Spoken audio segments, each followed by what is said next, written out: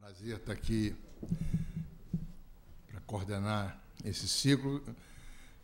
Já fui desculpado na semana passada pelo presidente Geraldo Holanda, estava fora do país, mas acompanhei a palestra na internet e vi que perdi uma ótima chance de aprender mais, mas aprendi pela internet.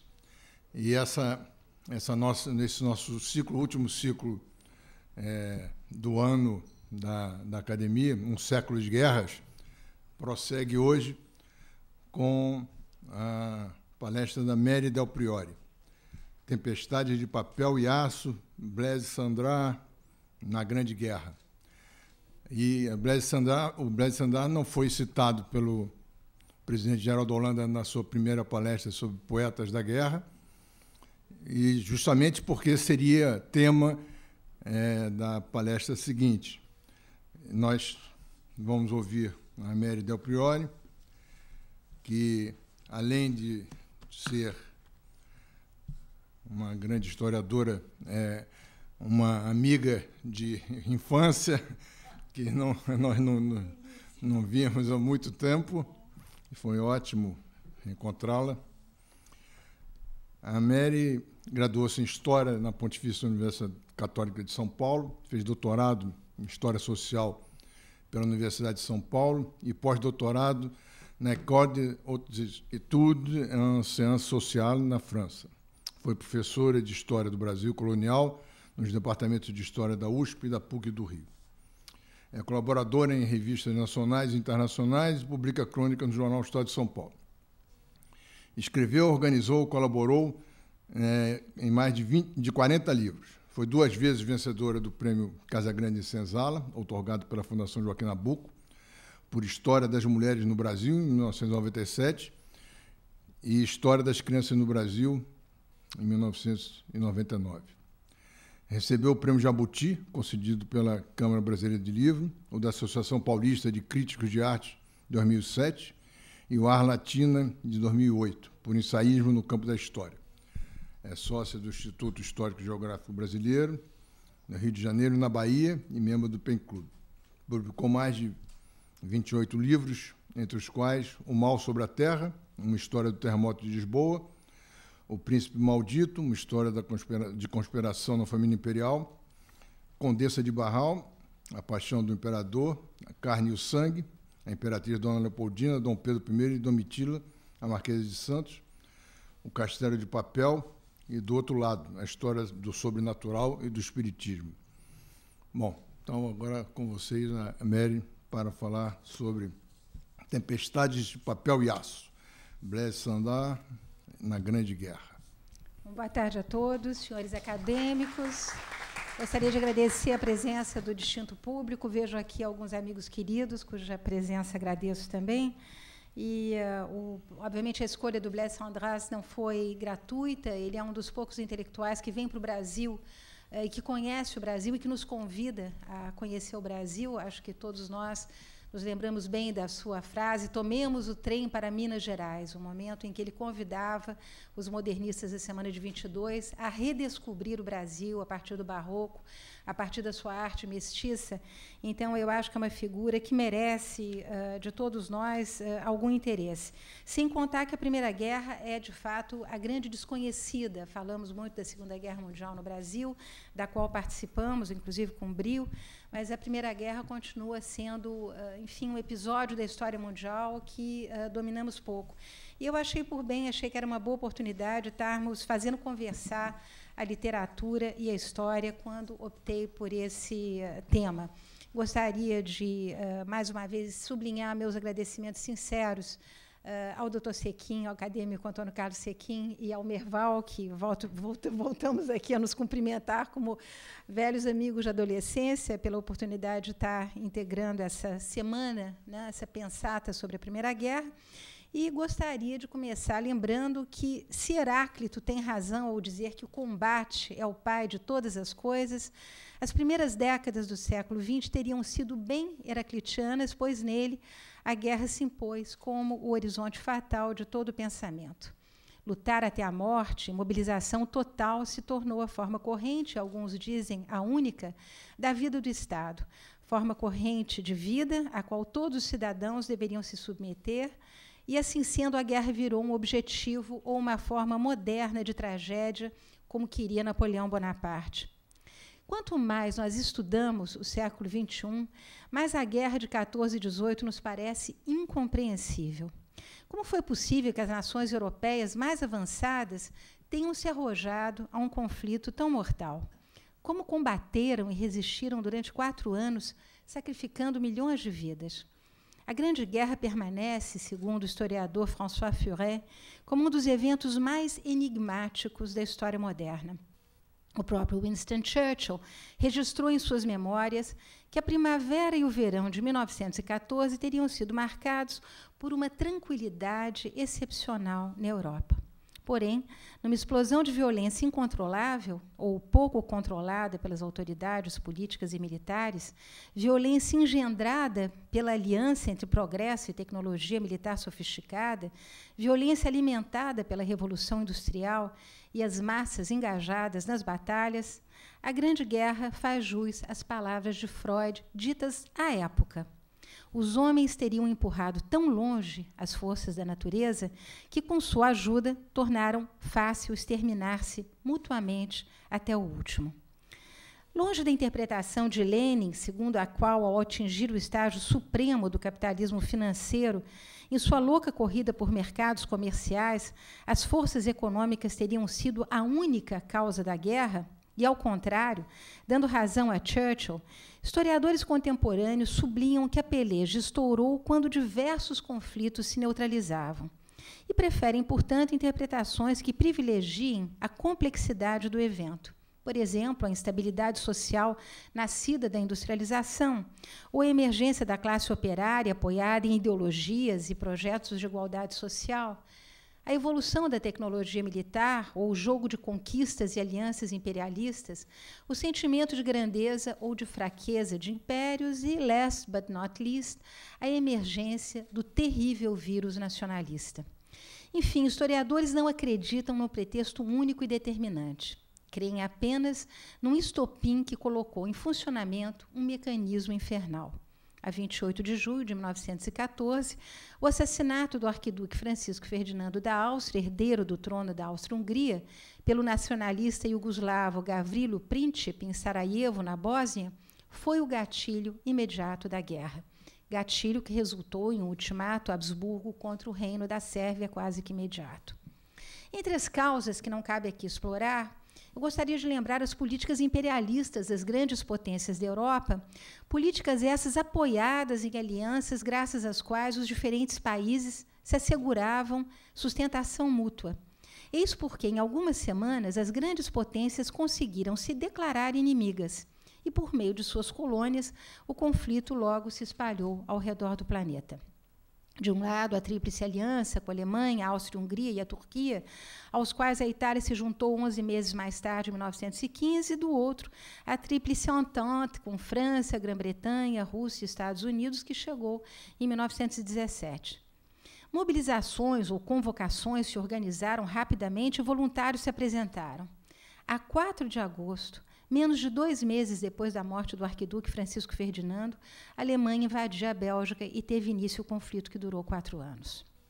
Numa França mergulhada em agitações entre socialistas e liberais, operários e patrões, o grito em favor da defesa da nação foi mais forte. Solidariedades nacionais e nacionalistas calaram a acirrada luta de classes em curso. E os franceses, fossem eles socialistas ou liberais, patrões ou operários, marcharam juntos para o campo de batalha. Sem sorrisos ou flores nos fuzis, como foram à época, tantas vezes retratados em revistas e posters, hoje ainda conservados em museus. Ao contrário, o que dominou os soldados era o estupor e a consternação. Na cidade se atacavam lojas com nome alemão ou indivíduos de origem alemã instantaneamente considerados espiões.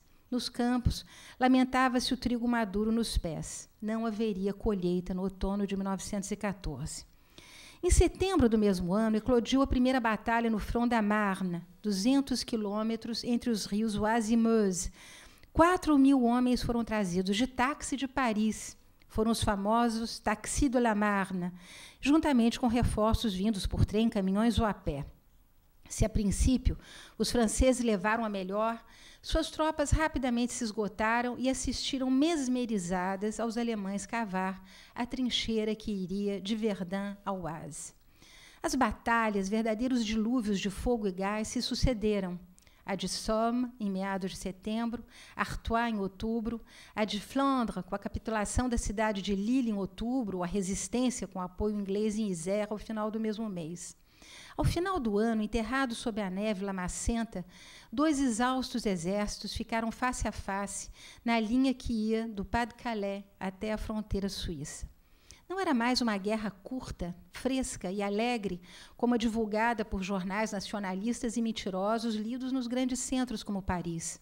O inverno chegou e o confronto se anunciou longo e de resultado duvidoso. Desde o início, como forma de propaganda, a imprensa e o boca a boca divulgavam também as atrocidades do inimigo alemão. Destruição massiva de vilarejos indefesos, execuções de civis, estupros, mãos de crianças cortadas. Sem dúvida, a artilharia alemã era superior. Em apenas um único dia, o 22 de agosto de 1914, 27.000 soldados foram feitos em pedaços pelas metralhadoras Boches. Ao final do ano, 300.000 já tinham caído. No ano seguinte, foram mais 350.000 vítimas nos campos de batalha, enquanto militares de alto coturno trocavam ameaças. O general Joffre advertia: ia comer os alemães pelas bordas, e ouvia do general Falkenhayn, seu homólogo: os franceses seriam sangrados a frio. Entre bravatas, ninguém avançava. A estabilização do front levou os exércitos a optar por uma guerra de posições. Combatentes se enterravam nas trincheiras, que se tornaram o símbolo da guerra de 1914. Tais fossas constituíam uma frente defensiva, formada por um parapeito, sacos de areia e arame farpado, ligados por canais cuja sinuosidade evitava o tiro direto. Metralhadoras, porém, garantiam os tiros cruzados. Abrigos subterrâneos pontuavam os corredores de onde as rádios de transmissão tentavam operar. Ali as condições de vida eram medonhas. Promiscuidade, ratos e insetos transmissores de doenças em abundância, alimento pouco e estragado, higiene nula. O tédio esmagador, quando não havia troca de tiros, somado ao frio e à chuva, fazia crer aos homens que o inferno não era o fogo, mas a lama.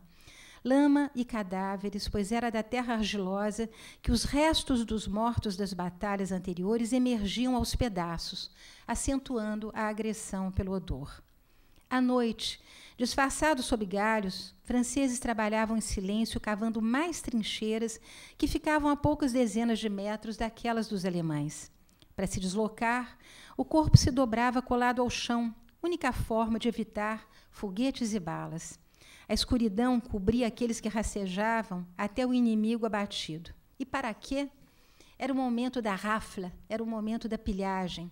Reviravam-se os corpos, ou o que sobrara deles, e se recuperavam binóculos, cigarros, munição, às vezes um pedaço de pão. Quando não havia combate, os soldados dormitavam, escreviam, mastigavam, ou melhor, devoravam o que encontrasse para botar na boca. Sobretudo carne de cavalos, churrasqueada na ponta das baionetas. E o pior, esperavam os reforços que nunca chegavam. A complexa combinação social das tropas francesas juntou como colegas de infortúnio agricultores, operários, estudantes, empregados e militares que compartilhavam os horrores do dia a dia. Muitos deles, já mutilados, mas se movimentando graças a muletas e bengalas, e sempre com revólver à mão. Não poucos enlouqueceram. A princípio, roupas e armas se adaptavam ao ambiente. Uniformes azuis, calças vermelho garance, capacetes brilhantes. E quanto às armas, granadas, fuzis metralhadora, lança-chamas, e uma inovação terrível, o gás de combate, cheirando a mostarda e chocolate, que atacava a pele e queimava olhos e pulmões, garantiriam a defesa. Autorizados a portar barbas, pois não havia água suficiente para higiene, alimentados com um chamado suco, um tipo de café aguado misturado a sopa e vinho tinto, os soldados ganharam o epíteto de poilus, peludos. O concerto infernal a que deram início contava com milhares de peças de artilharia e obuses lançados diariamente, obuses marcados com signos cabalísticos para trazer sorte e atingir o inimigo. Soldados, ciclistas e lanceiros montados também integravam as tropas. Teve início um verdadeiro duelo de armas sobre o qual o poeta Apollinaire diria saudoso: mas onde estão as guerras de outrora? Diante de milhares de baixas feitas pelas armas modernas, os soldados haveriam de se lembrar do grito de um tenente encurralado em sua trincheira, cheia de companheiros abatidos. A trágica ordem foi: mortos de pé. A 16 de abril de 1917, o general Nivelle lançou uma ofensiva no Aisne a fim de romper o sólido bloqueio alemão entre Soissons e Reims, sobre as ranhuras do famoso Caminho das Damas. Ela durou um mês e se configurou numa dolorosa derrota estratégica para os franceses. 150 mil mortos num mês. E a ofensiva teve consequências. Além da demissão de Nivelle, substituída por Pétain, os motins se multiplicaram e houve centenas de deserções. Glória Feita de Sangue, do cineasta americano Stanley Kubrick, é uma das mais competentes recriações deste episódio.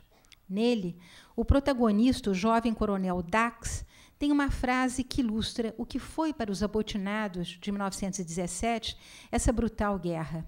O patriotismo é o último refúgio de um canalha. Aquela que ficou intitulada A Crise de 1917 nasceu de asperidades e tensões entre os do front, soldados e oficiais de primeira linha, e os de trás, dos bastidores, ou seja, oficiais superiores, políticos, vendedores de armamentos, os marchands de canon, e civis que não lutaram. Expressão de resistência às perdas inúteis de vida, do desespero dos poilus e do sentimento de que haviam se tornado carne de canhão, a crise de 1917 nada teve a ver com o propalado sentimento pacifista crescente entre os soldados ou os movimentos de esquerda contestatórios, como quiseram alguns intérpretes. Não, foi sim apenas fruto do desespero. A repressão não tardou severa. Pétain condenou à morte 554 amotinados, dos quais apenas 49 executados. Mas ele teve a habilidade de introduzir melhoramentos na organização dos acampamentos, bem como nas permissões de visita às famílias. Sob o comando de Pétain e de Clemenceau, os exércitos franceses retomaram o caminho das ofensivas. A essa guerra de aço vai se sobrepor a guerra de papel. Alguém poderia escrever sobre a Batalha da Marne ou sobre o horror de Verdun? Sim. E a descida ao inferno se transformou em texto, em letra, em documento. A maior parte dos romances sobre 14 e 18 foi escrita entre 1919 e 30. Essa literatura se constitui num fenômeno novo no mundo das letras. Até então, as guerras eram apenas o pano de fundo para histórias heróicas recheadas de personagens. Doravante, a guerra se tornaria o ator central. A meio caminho entre a ficção e a autobiografia, a produção literária vai ter, óbvio, altos e baixos. Porém, entre centenas de livros publicados, alguns são clássicos. Até hoje, Sandras é um deles. Vejamos alguns exemplos. Certa Anthologie des écrivains morts à la guerre, ou Antologia dos Escritores Mortos na Guerra, enumera 525 autores e poetas, nem todos com a mesma notoriedade, entre muitos que acabavam de publicar suas primeiras obras. Os nomes de Louis Pergaud, Alain Fournier, Ernest Psicari dão uma ideia do preço pago em combate por tantos deles. Outros, como Maurice Barrès e Anatole France, foram arautos de um belicismo nativista semelhante à propaganda intensiva, o chamado bourrage de crâne, ou massacre de ideias, na crítica irônica de Albert Proust, que tinha por objetivo arrastar o maior número possível de jovens voluntários para as frentes de batalha. Charles Péguy vai morrer com uma bala na testa. Gravemente ferido, Guillaume Apollinaire vai ser levado pela gripe espanhola. Tanto o poeta do cristianismo quanto da avant-garde foram vítimas exemplares de um conflito e símbolo de uma guerra que apoiaram com entusiasmo. Esse tipo de propaganda, porém, foi não só rejeitada, como denunciada pelos soldados que viveram o horror da realidade. Que o diga um poilu, Jean Dumont, jovem soldado do Regimento 283, em carta escrita aos seus familiares do Front do Aisne. Eu recebi carta de 2 amigos que ficaram em casa, diz ele. Constato o entusiasmo dessas cartas. Queridos amigos, vocês imaginam que a guerra é a luta contra os inimigos que enxergamos, a batalha, o assalto, a embriaguez do combate e, finalmente, a vitória ao mais valente. Ah, não. Isso não é a guerra. A guerra é a marcha na noite por caminhos enlameados, escavados, montanhosos. Nos alimentamos ao lado de carniça sobre a qual andamos e sobre a qual dormimos. Estamos cobertos por uma sujeira repugnante e comemos com as mãos sujas de terra ou lama. Enfim, a guerra é a falta de notícias, é o desgosto de tudo por uma carnificina tamanha num século dito civilizado. A guerra é a sensação muito clara que nossos chefes se divertem com a vida dos seus homens. 3 períodos diferentes vão distinguir a produção literária em torno da Grande Guerra. Houve aquela produção imediata que não hesitava em exaltar, aspas, a bela ferida, ou hospitais idílicos para onde iam os feridos, como vemos no Prêmio Goncourt de 1915, Gaspard, de René Benjamin, que aí traduziu a sua experiência de paciente e a sua memória de combatente. O período inicial vai reunir escritores voluntários e romancistas, como Henri Barbusse, que escreveu Le Feu, O Fogo, Prêmio Goncourt de 1916. O título se refere à linha de frente, linha de fogo, em que Barbusse vai combater como voluntário. Ou então Roland d'Orgelès, Les Croix de Bois, As Cruzes de Madeira, Le Réveil des Morts, O Acordar dos Mortos, ou então Georges Duhamel, La Vie des Martyrs, A Vida dos Mártires, ou poetas como Apollinaire e Sandras, de quem vamos tratar, com um registro realista da vida e do sofrimento dos soldados. Cemitérios de soldados onde chora o Kep. A sombra é de carne putrefata e as árvores, tão raras, são mortos que ficaram de pé. Ouve chorar o obus que passa sobre tua cabeça. É a denúncia de Apollinaire. O segundo período, que tratou da difícil inserção do soldado ao voltar para casa, vai destacar Jean Schlumberger e uma conhecida escritora nossa, Sidonie Gabriel Colette, fantástica autora que seguiu o conflito como repórter e vai ser autora de pequenos textos publicados entre 1914 e 1918 nos periódicos Le Matin, o Excelsior, La Vie Parisienne, contando as pequenas tragédias e mazelas diárias, a espera de notícias dos combatentes, o racionamento e a falta de alimentos, os momentos de graça em meio ao terror, enfim, os instantâneos de uma cidade, Paris, que mantinha, então, a respiração suspensa. São delas as palavras. Um deserto se oferece a vocês, leitores, onde os parisienses antes encontravam a Aleia das Acácias. Poucos pássaros, nenhum homem. E Colette escreve o prazer, num novembro ainda quente, de pousar o rosto contra um tronco de árvore aveludado, dormitar na relva, para escutar o que ela chama de perfeita solidão e o esquecimento, até que um barulho magnífico, sombrio e profundo, que faz tremer o coração a todos os membros, o convide a acordar para a realidade, para as angústias. É o boom suntuoso dos canhões que vão sendo experimentados. E há um terceiro período de produção literária que sublinha a necessidade de um dispensável recuo para pensar a experiência da guerra e ultrapassar o seu traumatismo. Estão aí Jean Giono, Céline, Drieux-La Rochelle. E no início de Voyage au bout de la nuit, a viagem ao fim da noite, Céline não economiza palavras. as semanas de 14, sob a chuva viscosa e a lama atroz, e esse sangue, e essa merda, e a idiotice dos homens, das quais jamais me recuperarei. Ou, contra os coros patrióticos, em carta à sua amiga Simone Santu, ele escreve: a guerra começa a parecer uma desprezível tragédia cuja cortina abaixa e levanta sem cessar diante de um público saturado. Com exceção de Romain Rolland, que, doente, idoso e exilado na Suíça, vai denunciar a guerra como suicídio da Europa e convocar os intelectuais a se manter acima da confusão, au-dessus de la mêlée, nenhum escritor francês exprimiu ideias de pacifismo ou de derrotismo. Durante o conflito, se muitos denunciaram as dramáticas condições em que se desenrolavam as batalhas, não incentivaram ninguém a recusar o combate. O que os impedia não era a censura, mas a opinião pública.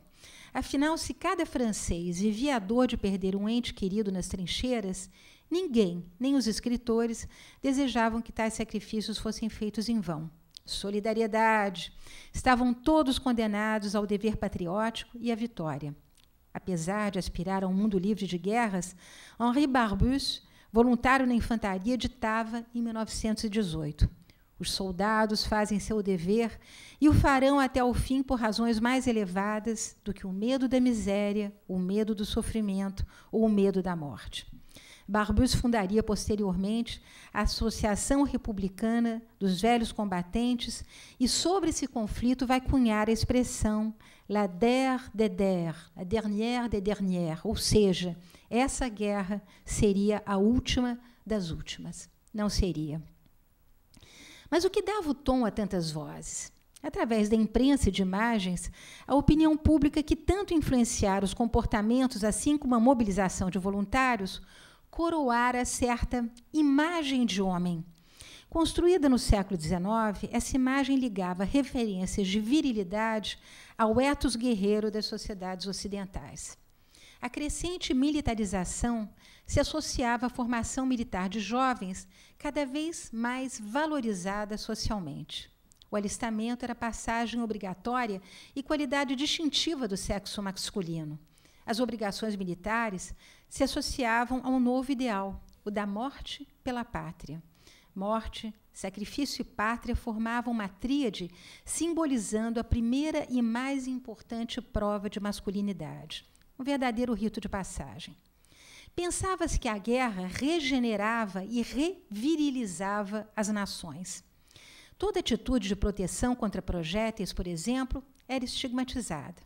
A chuva de balas tinha que ser enfrentada de pé, numa impassibilidade capaz de provar a coragem do soldado no combate.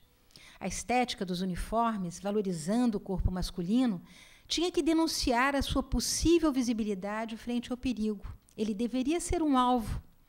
Foi, porém, essa mise-en-scène da virilidade guerreira que a Primeira Guerra destruiu em algumas semanas. Sim, pois depois de alguns meses nas trincheiras, ao tropismo do corpo de pé sucedeu o do corpo deitado. Os soldados não tinham alternativas frente ao muro de metal criado pelo armamento moderno. Jogados ao chão, colocavam-se em posição fetal por horas. A partir de 1915, desapareceram as cores dos uniformes ou as peças brilhantes que os valorizavam. Restava ao soldado a consciência de sua impotência frente à intensidade do fogo inimigo. Restava-lhe também suportar o próprio medo. Os recursos advindos da força física, esses não contavam. Contava, sim, sofrer e tentar sobreviver à carnificina ou ao açougue, termo que aparece sob tantas penas, em tantas cartas, textos e poesias. Afinal, a guerra moderna não fora feita para que o soldado matasse, mas para que ele fosse morto. Caça, animais sem dignidade cuja carcaça só reagia por instinto. Sacudido como fantoche pelo medo, assim descreve Gabriel Chevalier no seu La Peur, o medo, para concluir sobre a queda no abismo. O cúmulo do horror é que o medo deixa ao homem a faculdade de julgar. Ele se enxerga no último nível de ignomínia e não consegue se levantar ou se justificar aos próprios olhos.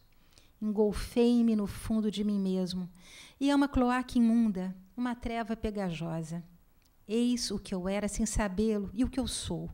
Um indivíduo que tem medo, um medo insuperável, um medo que implora e que esmaga. As realidades do campo de batalha vão desmistificar rapidamente o estereótipo da virilidade guerreira tão ao gosto das sociedades ocidentais no século XIX. Elas desmembravam, no sentido próprio, a masculinidade do soldado, destroçando virilhas, arrancando braços, pernas e não deixando outra solução do que dolorosas amputações. Surdos, cegos, paralisados, vítimas de tremores ininterruptos e atingidos pela impotência, os poilus tinham que enfrentar o olhar dos que ficaram quando voltavam para casa. Esposas, noivas, namorados e filhas. As feridas eram percebidas como marcas de patriotismo e coragem. Abatidos, mas vitoriosos, apregoavam com fanismo os jornais. A militarização da virilidade se reforçava para abafar o choro e o desespero das vítimas. Dentre os 8,5 milhões de homens que foram para o front francês, se encontravam, além dos netos do imperador Dom Pedro II, Luís e Antônio, Blaise Cendrasse. Nascido Frédéric Louis Saussé, em 1887, na pequena localidade de La Chaux-de-Fonds, na fronteira suíça, ele vai deixar um braço na ofensiva de Champagne, a mesma que consagrou outro imenso escritor, esse do lado inimigo. Com 14 ferimentos, Ernst Junger, autor do belíssimo Tempestades de Aço, publicado em 1920, recebeu a mais alta distinção militar, a Ordem pelo Mérito, criada por Frederico II, por sua ação na mesma região, a da Champagne, ao longo dos 4 anos de guerra. Foi ele quem melhor narrou a morte do lado alemão. Sobre as ruínas, como em todas as zonas perigosas do setor, flutuava um espesso cheiro de cadáveres, pois o tiroteio era tão intenso que ninguém se preocupava com os mortos. Carregávamos literalmente a morte às costas. Mais além, essa fumaça pesada e agridoce não era apenas nauseabunda. Ela suscitava, misturada aos vapores dos explosivos, uma exaltação quase visionária, tal como só a presença próxima da morte pode produzir. Foi então, no calor da guerra, lá apenas, que observei a existência de um tipo de horror tão estrangeiro como uma paisagem virgem. E, nesses momentos, não sentia receio, mas um sentimento superior e quase demoníaco, assim como tinha acesso de riso que não conseguia conter. Na voz de ambos os contentores, Junger e Cendrasse, o que impressiona é a indiferença frente à pasta de ossos e carne humana, os rios de sangue que corriam e o perigo permanente. O que incomoda como leitor é que, por pertencer ao território do indizível, essa indiferença toma o lugar de um profundo sentimento de agonia, de medo e de tristeza frente à violência. Do seu lado das trincheiras dessa guerra de aço e papel, Cendrasse deixou um testemunho terrível redigido no calor da hora. J'ai tué, eu matei, de 1819, fruto da primeira fase da produção literária sobre a guerra. Nele, a brutalização e a desumanização dos poilus se evidencia e Sublinho se exibe cinematograficamente. Cendrasse viveu a guerra como experiência dos limites últimos do homem, a passagem de uma fronteira fora de todas as regras e de todos os valores que agem sobre a organização da sociedade. Reduzido a reações animais, o soldado sabia que a sua missão era morrer. E são deles as palavras que se seguem. É preciso acabar com isso. Reivindico, então, a hora de embanhar uma faca serrilhada. Distribuem-se algumas, junto com algumas bombas de melinita também. Eis-me com a faca na mão. E eis ao que se resume toda uma imensa máquina de guerra. E eis que hoje tenho a faca na mão. Viva a humanidade, ele ironiza. Apalpa a verdade fria de uma lâmina cortante. Meu jovem passado esportivo será suficiente? Eis-me, os nervos à flor da pele, os músculos enrijecidos, pronto a me lançar à realidade. Enfrentarei o canhão, as minas, o fogo, o gás, as metralhadoras, todo um maquinário anônimo, demoníaco, sistematicamente cego. Vou enfrentar o homem, meu semelhante, um macaco. Será olho por olho, dente por dente, só nós dois agora.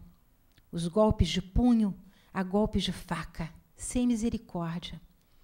Pulo sobre meu antagonista, dou-lhe um golpe terrível, a cabeça quase descola. Matei o Bosch. Fui mais vivo e mais rápido do que ele, mais direto, golpeei primeiro. Eu, poeta, tenho o sentido da realidade. Eu agi, eu matei. Matei como aquele que quer viver. A extrema violência física e psicológica que animaliza os soldados salta aos olhos nos textos de Sandras, pois o combate corpo a corpo levava o soldado à violência extrema, bestial, em contato direto com o inimigo. Ainda que novas armas, como o obus e o gás asfixiante, colocassem a Primeira Guerra numa nova era, tais armas inéditas não faziam desaparecer o combate corpo a corpo e a peleja com faca. Em várias passagens do texto, o poeta vai relembrar a sua faca serrilhada, a que batiza e dá um nome, personaliza. É o seu Eustáquio, Moneustache. O trauma psicológico também aparece no texto quando Sandras experimenta um sentimento de culpabilidade que ele tenta exorcizar, apelando para um tom irônico, quase cínico. Ele expõe a selvageria a qual o soldado é reduzido, animal matador. Vou enfrentar o homem, meu semelhante, um macaco. A função militar oculta sua verdadeira personalidade e, para sobreviver, Sandras é obrigado a negar a sua identidade de poeta. Eu, poeta, tenho o senso da realidade. Eu agi, eu matei como aquele que quer viver. A guerra, segundo Sandras, era também a impossibilidade de escrever. E a somatória do que ela representava como fusão entre tédio e violência não o incitava a fazer versos. Inspirava-lhe, ao contrário, o silêncio, o mutismo. Veja-se o diálogo. Você deve ter os bolsos cheios de poemas. Nenhum. Então, por que se engajou? Certamente não foi para carregar um estojo de canetas. No fim da Segunda Guerra Mundial, depois de aí ter perdido um dos filhos, Rémy, piloto de caça, Sandras vai voltar à carga com seu La main coupée, a mão cortada. Em seu texto, ele relembra como foi gravemente ferido. Em toda a parte não havia mais do que fugas, gritos, uivos, gemidos, lamentações, e meu braço cortado doía tanto que eu mordia a língua para não urrar. E, de tempos em tempos, longos tremores sacudiam meu corpo, pois eu tinha frio, sob a chuva, completamente nu, estendido sobre meu estreito leito de lona, imóvel, anquilosado, não podendo fazer um único movimento, incomodado que eu estava como uma mulher parida está incomodada por seu recém-nascido. Pelo enorme curativo, grande como um boneco, que se aninhava contra meu flanco. Essa coisa estranha que eu não podia mexer sem remexer um universo de dores, nem tomá-lo em minha mão esquerda sem ver esse gordo tampão branco embeber-se de vermelho. Sentir essa queimadura atroz e me dar conta que minha vida escapava, que ela se ia, gota por gota, sem que eu pudesse retê-la, pois nada podemos para deter nosso coração. E o meu batia regularmente, cada batida enviando um jato de sangue que eu sentia como se eu o visse jorrar pelo cotó do meu braço cortado. E essas pulsações, moral e fisicamente insuportáveis, me permitiam contar o tempo que só na confusão furiosa da noite terrível, da qual eu registrava todos os detalhes, se escoava inexoravelmente aquilo que é na sua verdadeira natureza de segundos, de frações de segundos, de eternidade. Sandras vai falar repetidamente dessa sua ferida. Falta-me um braço, a ele falta uma perna. Ríamos ao nos lembrar do sorriso de lebre, o sorriso enganador. Não eram os bons tempos, mas eram apenas os tempos de ter sobrevivido. O poema revela também a impotência do soldado que tem apenas uma visão parcial da situação militar e que, de mais a mais, não é nenhum herói. Eu previno. A guerra não é coisa bonita e o que se vê quando estamos nela, mergulhados como executantes, como um homem perdido nas fileiras, uma matrícula entre milhares de outras, e que por bobeira não parece obedecer a nenhum plano de conjunto, mas ao acaso? A fórmula, marcha ou morra, podemos juntar outro axioma. Vá no empurra-empurra. E é bem isso. Seguimos, empurramos, caímos, fraquejamos, levantamos, marchamos e recomeçamos. De todos os quadros de batalha, às quais assisti, só guardei a imagem da desordem. Eu me pergunto, onde é que os indivíduos vão buscar imagens quando contam que viveram momentos históricos ou sublimes? Saundras vai perder a mão com a qual escrevia. Foi justamente a mão cortada, inspiradora do poema do mesmo título. Sua primeira versão nasceu em 1918. Inacabado, então, o texto só será retomado em 1946, em Aix, depois da Segunda Guerra, na terceira fase de produção literária sobre o conflito. Dentre os projetos de Saundras, o poema deveria ser seguido de um ou mais volumes que, como A Mulher e o Soldado, La Femme et le Soldat, são obras que ficaram incompletas. Sua experiência pessoal de mutilação vai ser repetida em Le Lys Rouge, o lírio vermelho, irônico título sobre o cotó decepado e nome de uma batalha em Ypres. Uma grande flor desabrochada, um lírio vermelho, um braço humano inundado de sangue, um braço direito seccionado acima do cotovelo e cuja mão, ainda viva, esgravata o chão com os dedos, como para ali deitar raízes.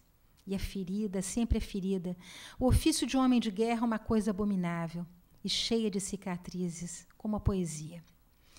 A experiência de guerra em Saundras, como em outros escritores, se torna o fundamento de uma consciência metafísica. Ele diz, a guerra me marcou profundamente, assim, a guerra é a miséria do povo, desde então apenas sou.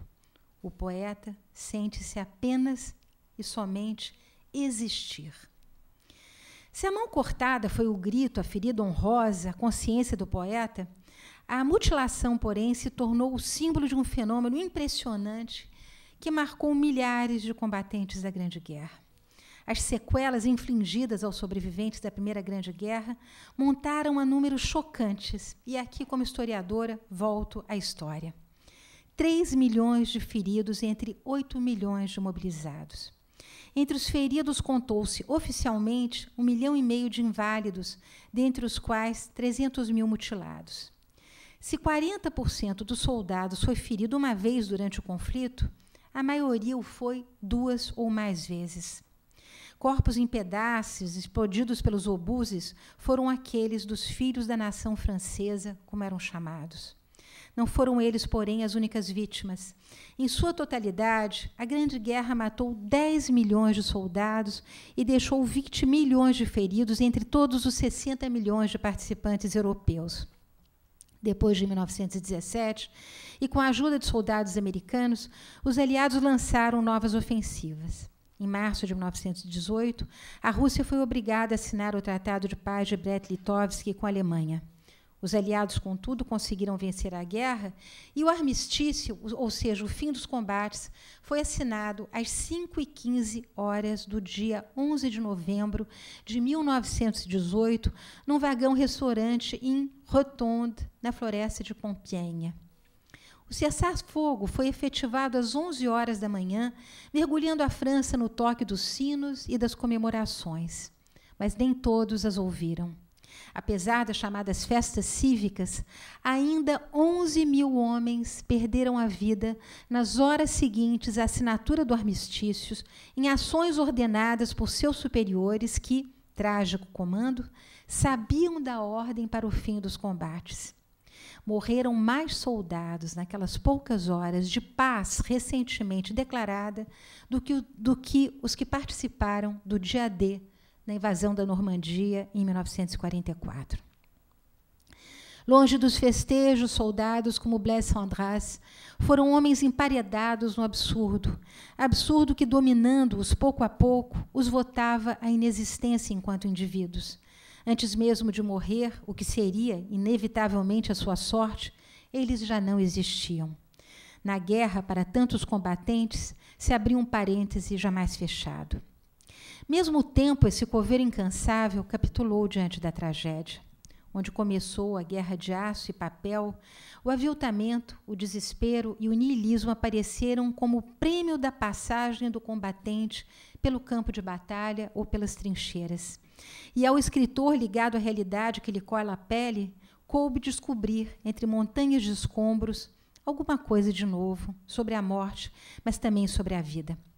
Por isso mesmo, o século das maiores guerras, século heraclitiano, foi aquele que permitiu a Georges Duhamel escrever sobre a primeira delas, aquela que Henri Barbusse desejava que fosse a última delas, a Der der Der.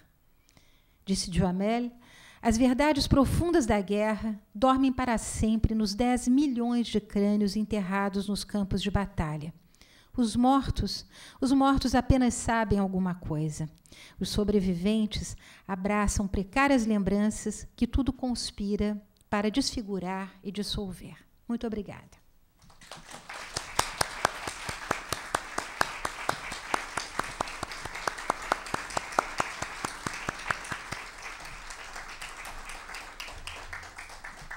Minutado, 45 minutos. Pois é, eu ia comentar isso. Ela estava conversando com a gente antes, dizendo que mais de 45 minutos é muito chato, ninguém presta atenção e tal.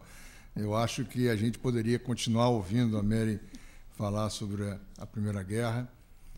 E acho que com as duas palestras do Geraldo Holanda e dela, a gente ficou com uma ideia muito boa da produção literária em consequência da Primeira Guerra.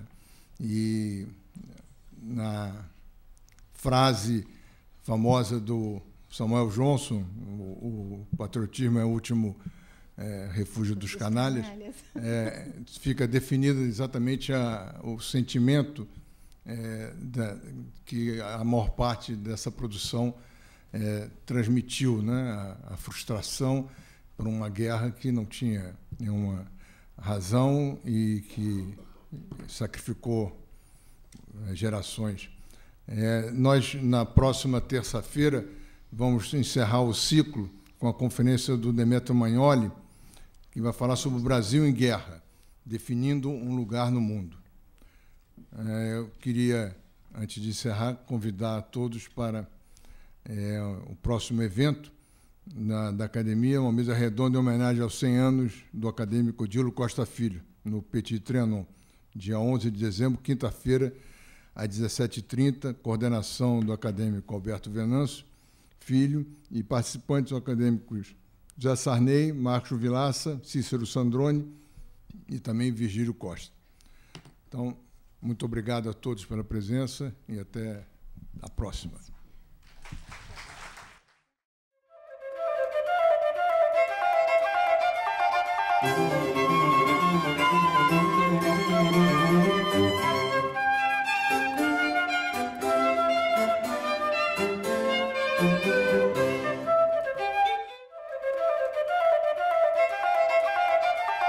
Thank you.